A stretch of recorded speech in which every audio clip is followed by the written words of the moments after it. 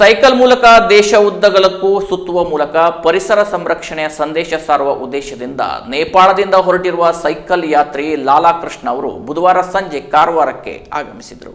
ನೇಪಾಳದಿಂದ ಯಾತ್ರೆಯನ್ನು ಆರಂಭಿಸಿದ್ದ ಈ ಯುವಕ ಈಗಾಗಲೇ 8,000 ಕಿಲೋಮೀಟರ್ ಸೈಕಲ್ ಮೂಲಕ ಪ್ರವಾಸ ಮಾಡಿದ್ದಾರೆ.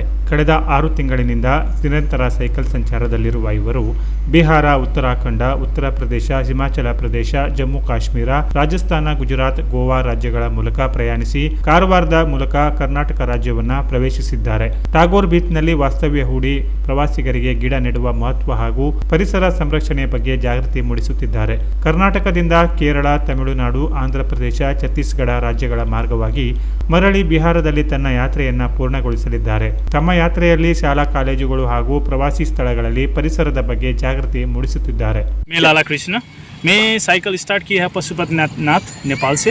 मैं हूँ बिहार का, पर मैंने बिहार आए, बिहार से उत्तराखंड, अयोध्या, उत्तराखंड, बद्रीनाथ, केदारनाथ होके मैं दिल्ली आए, दिल्ली से हिमाचल, हिमाचल से लद्दाख, लद्दाख से कश्मीर, जम्मू, अमृतसर, राजस्थान, द्वारिका, द्वारिका, सोमनाथ सब होके मैं सूरत से महाराष्ट्र होके गया होके अभी मैं पहुंचा हूं कर्नाटक में. तो मैं पूरा भारत, संपूर्ण भारत साइकिलिंग यात्रा कर रहा हूं और साथ साथ में ये बोल के कर रहा हूं कि मैं save the environment, save Bharat बोल के और पेडल फॉर पीस बोल के मैं साइकिलिंग कर रहा हूँ. साथ में 4 धाम भी कर रहा हूँ. अब तक कितना किलोमीटर? अभी तक मैंने मोर देन 8,000 किलोमीटर मैंने पार कर चुका हूँ.